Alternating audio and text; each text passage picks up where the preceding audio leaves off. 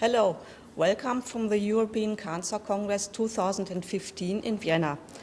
Once again, immunotherapy was a hot topic. It was highlighted in several sessions. Studies are ongoing in almost all tumor entities. Now we have two experts on renal cell carcinoma who will discuss the recent advances. Let me introduce Professor Manuela Schmidinger from the Medical University of Vienna and Dr. Richard Cathomas from the Kantonsspital Graubünden. What's ongoing in renal cell carcinoma? What was the highlight? Yes, thank you very much for this opportunity to give this interview. I think that was for renal cancer experts, as Richard and myself, that was a really amazing congress because we have seen the results of two randomized phase 3 trials, both being positive with regard to the primary endpoint.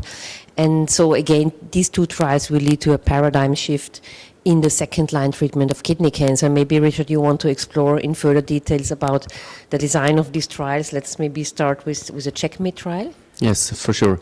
So, the CheckMate 025 trial tested nivolumab in second-line treatment against everolimus for metastatic renal cell carcinoma patients. It included more than 800 patients in this randomized phase 3 trial. It was an open-label trial. And it was not only second-line patients, 30% of the patients had two prior lines of treatment, so it was second and third line, in fact.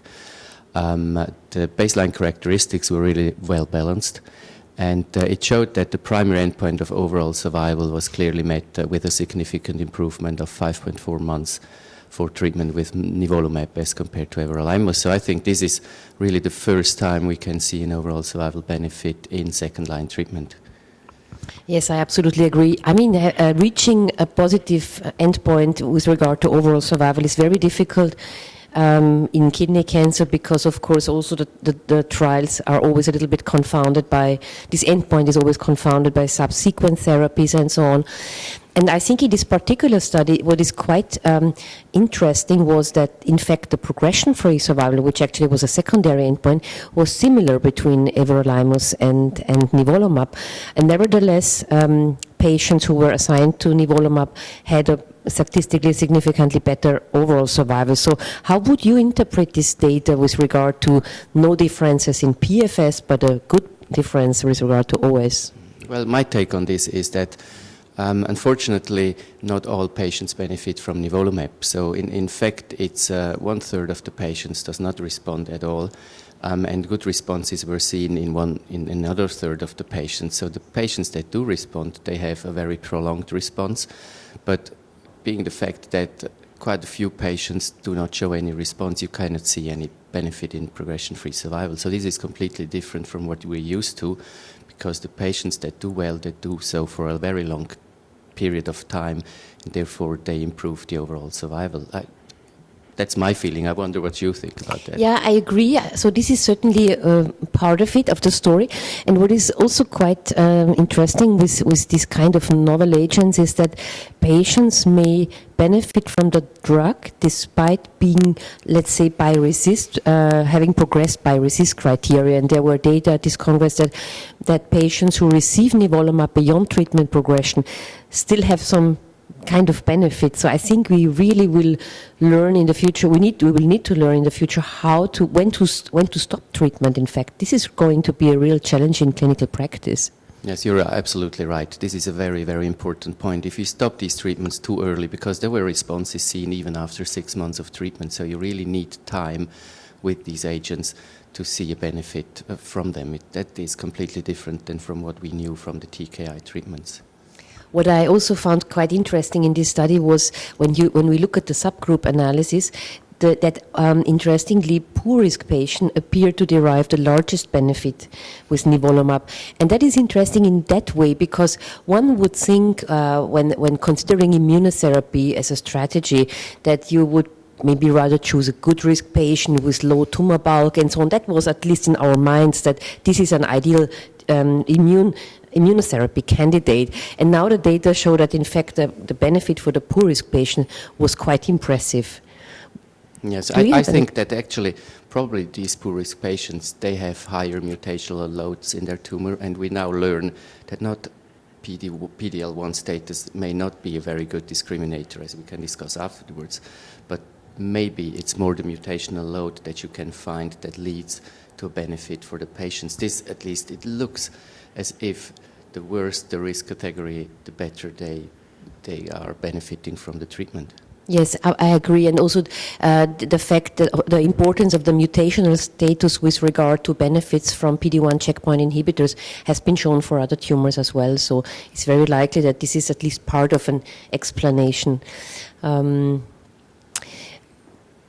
I was wondering, I mean, when you look at the subgroups of PD-L1 more than 1% expression and less than 1% expression, it's another interesting point to note that we thought that the PD-L1 positive patients, they would fare better, at least that was the hypothesis, and in fact it's not true. The PD-L1 less than 1% benefit just as well, and it appears to be a negative prognostic factor. So if you have PD-L1 expression in MRCC, your prognosis is worse because they live less long even though they received the nivolumab treatment, which is an interesting take, and I don't think that was expected in that way. Absolutely right. So far the signs all pointed toward improved benefits in patients who express PD-L1, and that is important for us to know, because obviously all of these kind of treatment are going to be quite expensive, and authorities may want a kind of predictive marker on the tissue to see which patient is really going to benefit. And in this context, it's important that at least so far we know it's not at PD-L1 or PD-1 expression that we need to look. It's something else maybe, but certainly not this type of marker. I think we should also talk about the second trial that has been positive, which is the METEOR trial, cabozantinib versus everolimus in second line. That, of course, the strategy here is completely different. It's again a tyrosine kinase inhibitor, also it's not directed only against VEGF, but also against the MET and AXL, which appear to be quite important in the context of development of resistance to sunitinib. So what is your overall impression from this trial? Were you as happy with these results as you were with the results from the nivolumab trial? Well, first of all, I think it's nice to have a new TKI to use that clearly shows a significant benefit in second-line treatment compared to everolimus. I mean, that was 4 months improvement in the primary endpoint of PFS, and I think this is certainly a very good result and a very important result. And cabozantinib is, I think, going to become one of the additional treatment options. Obviously, the sequence will be very difficult to find out. Of course, the problem with the TKIs with cabozantinib in particular is always the toxicity. So we could see that 60% needed a dose reduction, although only 9% stopped the treatment due to adverse events. So, I mean, probably we have to learn again with this new TKI how to manage, how to deal with it. But I think that will be easier because we already have experience from other TKIs.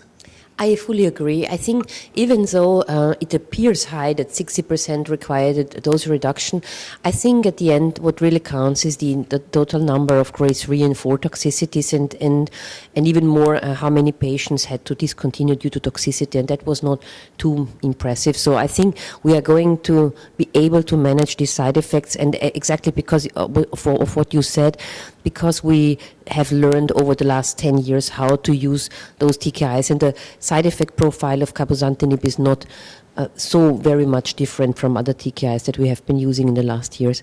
What I really liked about the trial was, apart from the quite outstanding hazard ratio, you have to say the benefit appeared to be quite large for patients assigned to cabozantinib, but what I found quite impressive also was the subgroup analysis of patients who had sunitinib as their prior treatment, with a PFS for those who were assigned to cabozantinib of 9 months. So would this subgroup analysis in the future influence your treatment sequence, let's say, if you had all agents already available?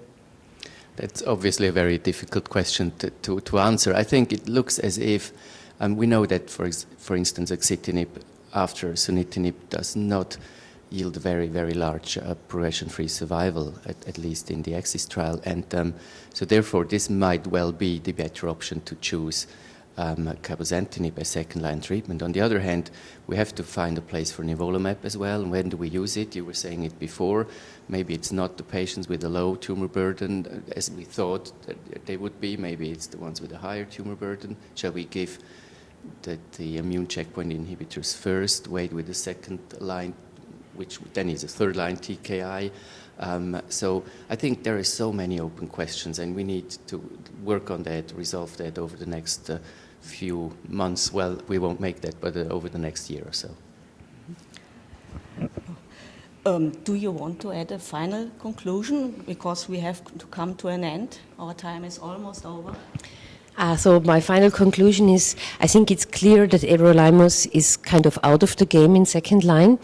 Axitinib is not out of the game because there was no comparison versus axitinib, but of course clinicians tend to do indirect comparisons, and I fully agree here with Richard. When we look at the axis PFS and the PFS, for example, of cabo after sunitinib, of course in the future I think such things will drive our treatment decisions, and my solution is that axitinib anyway needs to move on to first line where it belongs actually to. It's a very active drug and shouldn't be in second line. Yes, well, I can only add to that what Manuela has said, and I think we are now finally seeing some new progress in renal cell carcinoma. It's the first time for 4 or 5 years, and so we're very happy for our patients that we have these new treatment options. Thank you very much. Welcome.